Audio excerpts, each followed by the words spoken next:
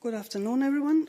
Welcome to the press conference on the reports on 2023-2024 on Albania, on Bosnia and Herzegovina, and on North Macedonia.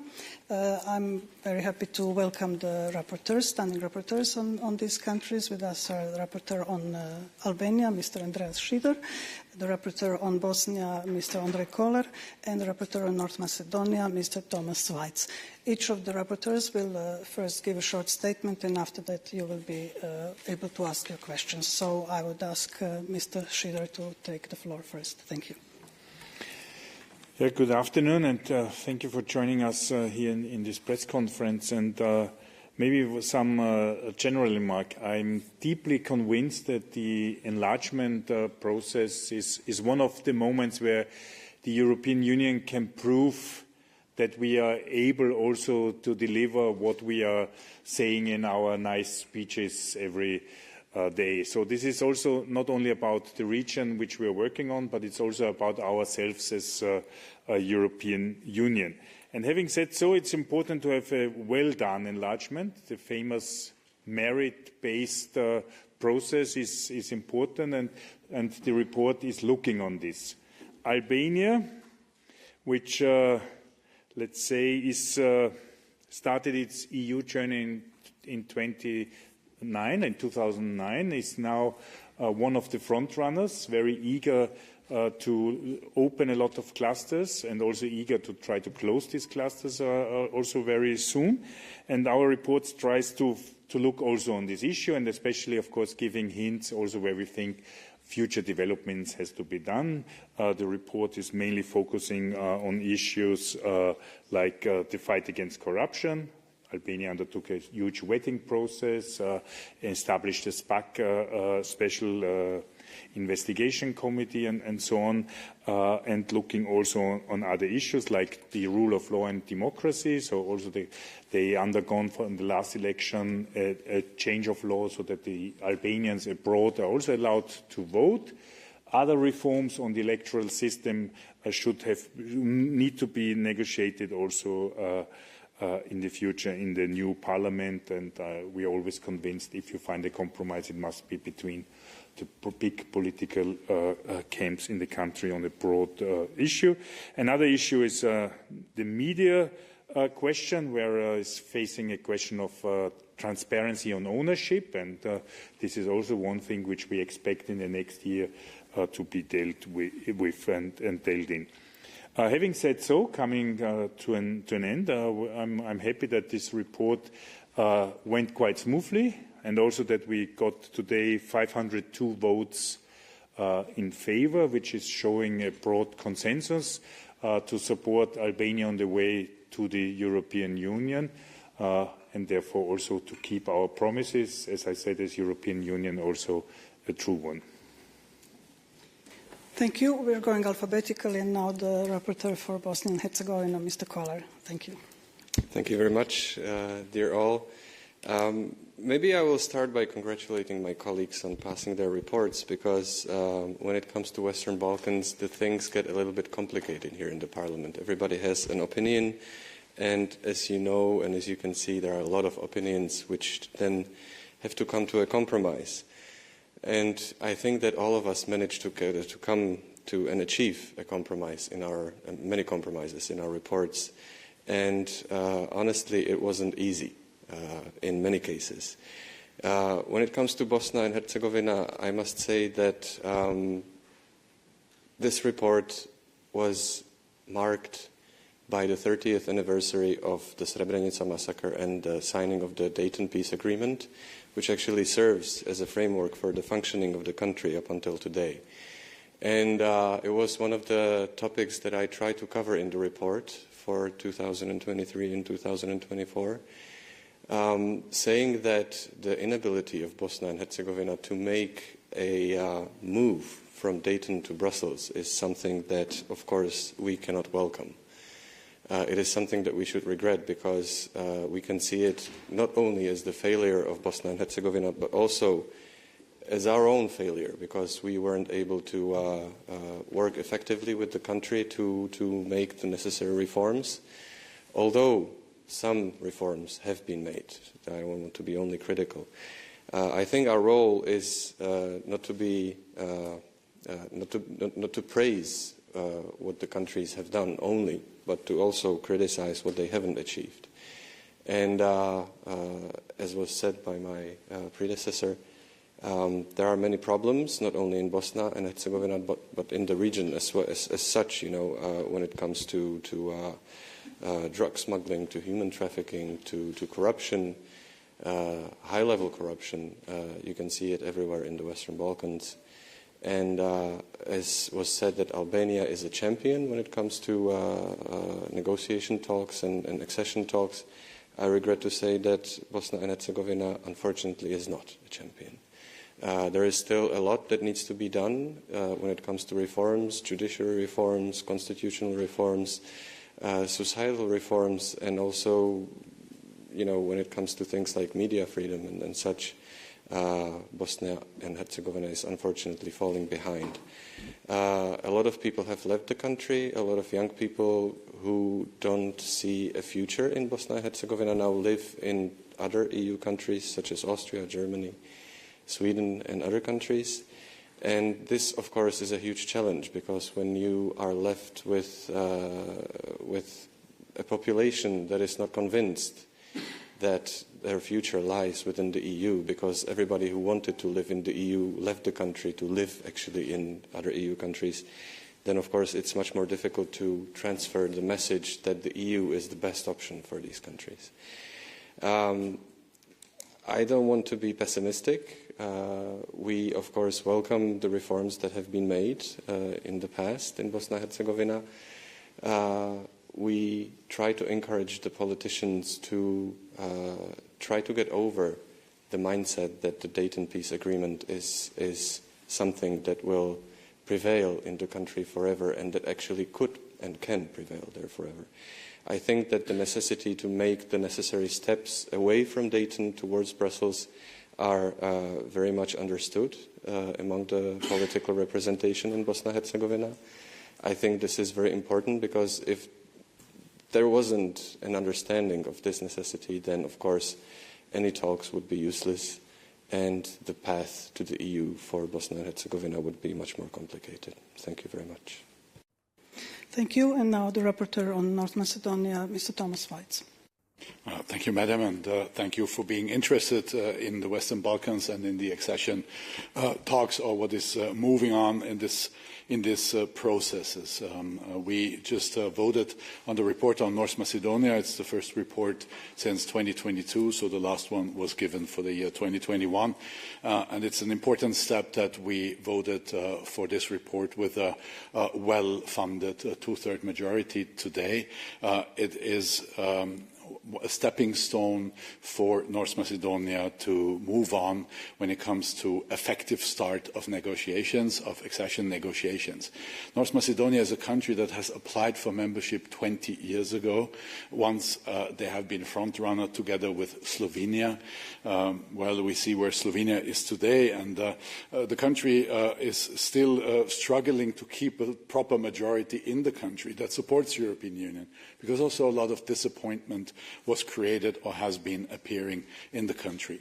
The report talks a lot about progress that we've seen. The report talks about a reliable partner, especially when it comes to foreign and security policy, but actually on all policy fields there's always open communication channels. We're talking about a country that is doing reforms, has been doing reforms, and due to the long process of being an applicant for accession already has implemented quite a numerous amount of legislation that follows the European acquis communautaire. So if North Macedonia will finally adopt the constitutional amendments that safeguard the rights of minorities, additional minorities in the country, an immediate start of the effective negotiation talks and opening of chapters can start immediately. And I hope that this report is contributing to ease the way to start these effective negotiations. The report is also talking about still reforms needed, about situations in the country that are still far from European standards. It is talking about, yes, rule of law, independent justice, fight against corruption, and none of our countries is free of corruption. The question is, are there institutions that are able to effectively counter corruption, day-to-day corruption, but also high-level corruption? We have been talking about environmental standards. This country is a wonderful country with wonderful natural heritage, but also with the lack of waste management, with the lack of wastewater management, with, unfortunately, still a lot of air pollution, which is something citizens complain a lot about. North Macedonia is a country where civil society still has room to maneuver, has still room to express their opinions and to work. This is not given all over the Western Balkans, and we're talking about a country that is trying to take the needed steps towards finally starting accession talks. It is important that we have this report now. I think this is a good way forward, and with this, let's say, optimism that I bring into this process, I'm confident that we will be able to be helpful in guiding the country towards needed reforms, but also praising the progress that has happened already, and to also encourage the government to take the needed steps to finally start accession talks. Thank you. Thank you for this introduction. And now we can start with the questions. For those following us remotely, please press the raise hand button and we will open your microphone when your turn comes. So do we have any questions here in the room? Yes, please, gentleman here. Thank you for this possibility. Konrad Kramer from the Austrian newspaper Kurier. A question about Albania. This all seems very polished and moving forward really fast, but is the reality on the ground following the steps the parliament takes? So you can take decisions in the parliament, especially with a strong man like Edi Rama in the back, and the reality on the ground. So is there a chance to get a grip of the reality on the ground, that the reality is moving towards the EU and becoming a member following those rules?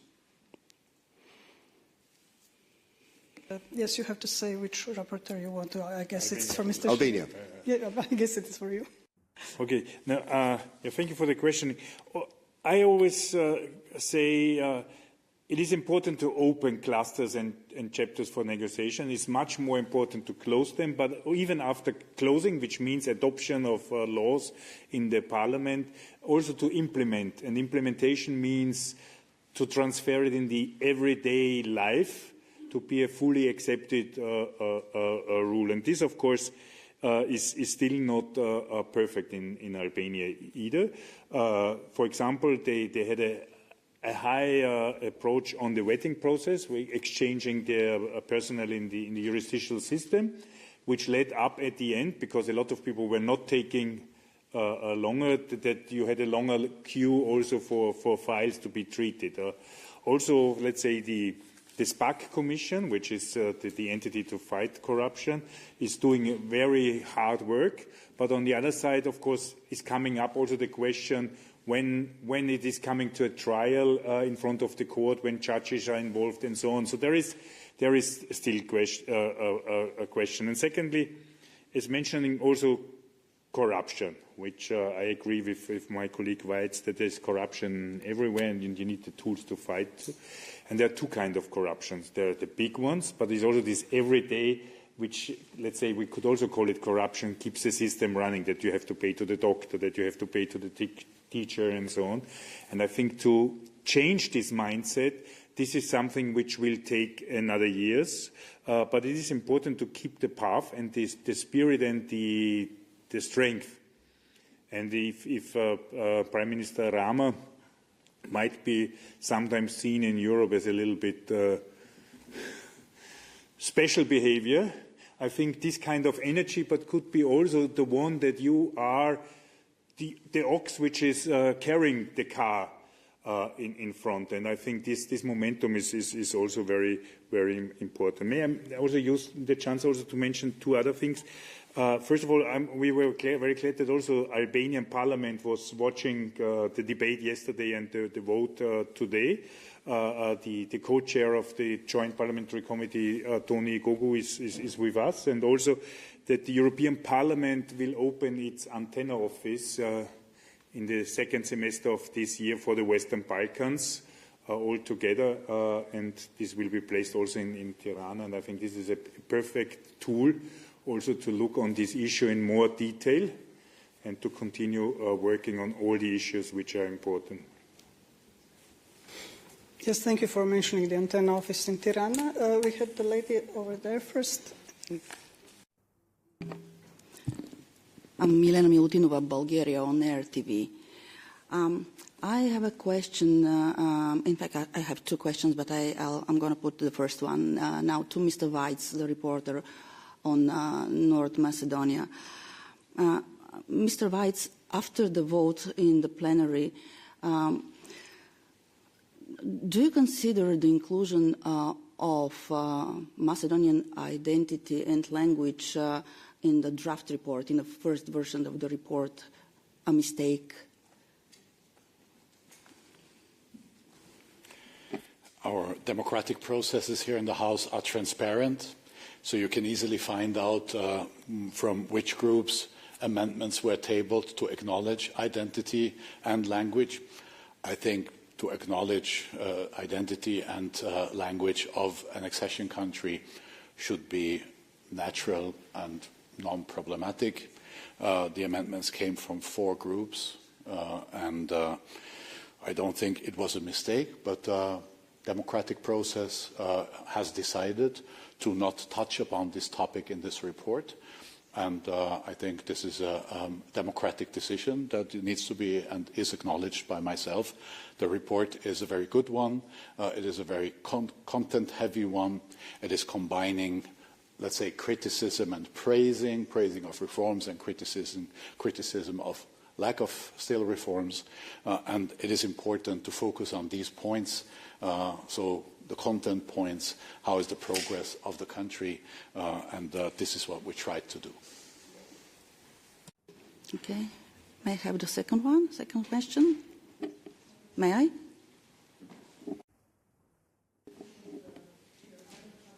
So let's hear the ladies over there. Yes, the lady here. Tony Dimitrova, Bulgarian National Television. My question is to Mr. Waitz. You said North Macedonia finally to adopt the constitutional changes. In your talks with representatives of the authorities in North Macedonia, do you see a real desire, a real political will?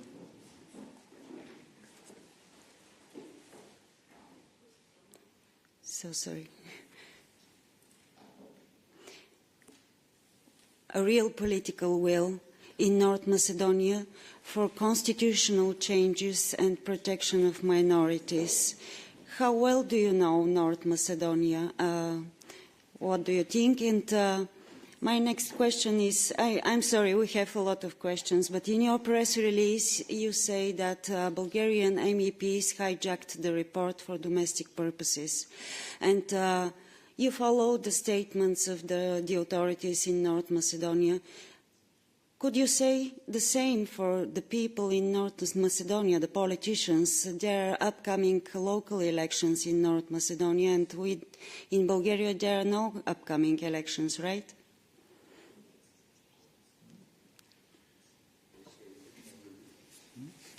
No, I can be very, very clear here.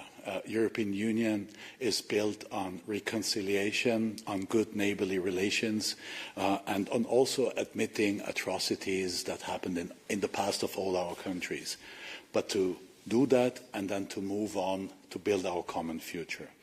And I think this is what we should focus on. And this is what all countries of the Western Balkans, all countries of the region should focus on for the sake of our citizens, for good economical development, for good societal development, and especially in the current geostrategical situation. To me, it is of utmost importance to stick together, to join forces, to defend our European values in a rather hostile global geostrategic world. And this is my prerogative. And this is also what I have been communicating to North Macedonian colleagues, what I'm communicating to Bulgarian colleagues. Yes, indeed, this is a report of the European Parliament on the progress of North Macedonia. You also touched upon the constitutional amendment. I am doing this job for the European Parliament as a representative of the European Parliament and the European Union in this context. And the constitutional amendment and the protection of minorities is a must. It's a fundamental value that every country that wants to join the European Union has to follow, has to implement, and has to take care for. And this is mentioned in the report substantially and on more than one places, because it's a very important topic, not just for the European Union, but also for myself. And so the constitutional amendment will be needed for any further progress. And there's a big majority of population, and again, growing majority of population that wants to join the European Union. So I would recommend to any political party that wants to win or do well in elections to listen to the citizens and maybe also listen a little bit to us and study the fundamental principles of the European Union and take the right decisions. Thank you. Do we have more questions in the room? Yes, in the front. Yeah. Lucia Sikorová, Hlídací pes of Czech Republic. I would have a question about Bosnia and Herzegovina regarding the increasing influence of Iran. How far do you think, from your perspective, did this go? And is there anything European Parliament could do, should do at this stage for Bosnia in this regard? Thank you. That's a tricky question, and to be honest, the question of Iran wasn't included at first place in the report, but honestly, it was tabled by the Patriots. They were the ones who brought up this issue. They were the ones who insisted on it being there, and I think that it was quite a smart move because it was included in the report even before the Israeli attacks and the US attacks on Iran. So in my sense, they somehow predicted what might be happening. The truth is that the influence of not only Iran but other Islamic countries in Bosnia is quite strong.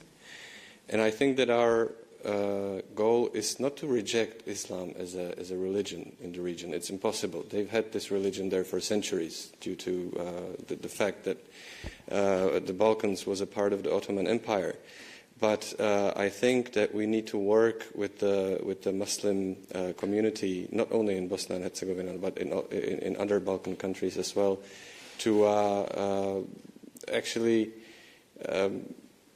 sort of keep them on our side. Because I don't think that there are signs of radicalization in Bosnia as such, you know. And I think that the Islamic community there, the Muslim community there, to be precise, knows that if they went on the path of radicalization, then it might worsen everything for them. They are not the ones who are creating chaos. They are not the ones who are divisive. It's not the Muslims in Bosnia. It's a different ethnic group, you know. And I think that they know that if they keep their religion, their faith, and don't turn into the radical Islamic whatever thinking, then they will be doing just fine. And I think this is our role as well, you know, to actually encourage them to stay on the what I will call it the right path, you know, keeping a secular state and giving everyone the possibility to choose which religion they will follow. Thank you. Do we have any more questions in the room? Yeah, please. Which turn is it? Okay.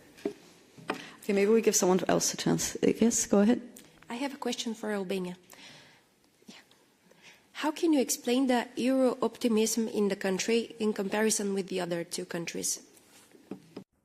There are even recent surveys which says again that the Albanian society is the most pro-European, and I would say this is is not only a place of desire, is a system of desire, is a way how the country should run and function, and that's this pro-European. And secondly, very often with joining the European Union, you have to undertake reforms, and the human nature doesn't like so much reforms all the time.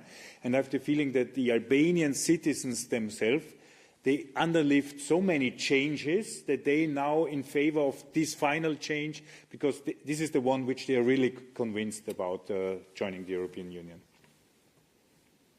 Thank you very much. Thank you. Do you have more questions? Okay. Yeah, of course. Thank you. Thank you for this possibility. My second question to Mr. Waitz. Mr. Waitz, you have been elected for rapporteur on North Macedonia of the European Parliament for 5 years, right? Hold a mandate. But actually, in the first year, your report was accompanied by some doubts on unauthorized lobbying process of a third country. In addition, the Prime Minister of North Macedonia, Christian Mickoski, recognized in one of his statements, he recognized constant work on the report for months. So my question would be, how would you proceed for the next years, for the next reports, to avoid all these doubts on unauthorized lobbying by a third country, in order to preserve the authority and the image of the institution of the European Parliament? Thank you. Milena Milutinova, Bulgaria, on RTV. Thanks. We just have 1 minute, so we could wrap it up. Thank you. As some of you may know, there has been a massive smear campaign going on, which was absolutely unfounded. This is a report of the European Parliament on North Macedonia. How can it be ineligible to talk to North Macedonians when I write a report about North Macedonia, madam? So maybe you use the opportunity to rethink your assessment. But yes, I will do this. I will do the rapporteurship for the next 3 years. I had an excellent cooperation with my shadow rapporteurs. We had excellent negotiations up to a certain point. And yes, unfortunately, politicians from both sides have been fueling conflictuous narratives, which happens a lot in the Balkan region, which happens a lot in our own countries, which is unfortunately parts of politics, but that does not keep me from being a friend of the region, of the whole region. I consider myself as much a friend of Bulgaria as I consider myself a friend of North Macedonia. I support the whole region since many, many years on all levels that I am able to, and I'm convinced and motivated to continue this in the future. Just to clarify why I'm asking this question, not only because of the statement of the Prime Minister, Christian Mickoski, confirming such kind of statements, but also I'm talking about the delayed registering of some of your meetings with the representatives of Skopje. They have been registered with a delay in the transparency register. Which is somehow bothering for the audience. I'm sorry, just to clarify. Thank you. Sure. Just quickly, and otherwise you can continue the conversation. Madam, I would recommend that you read the rules, and I'm following all the rules of European Parliament to the point. I even over-fulfilled them by registering any meetings that I'm having, whether I have to register them or not, and this is the case since many, many years. Thank you. We can close this press conference as it has gone for a bit longer than usual. So thank you very much for coming here, and we can start with the next press conference in 2 minutes. Thank you very much to the 3 rapporteurs.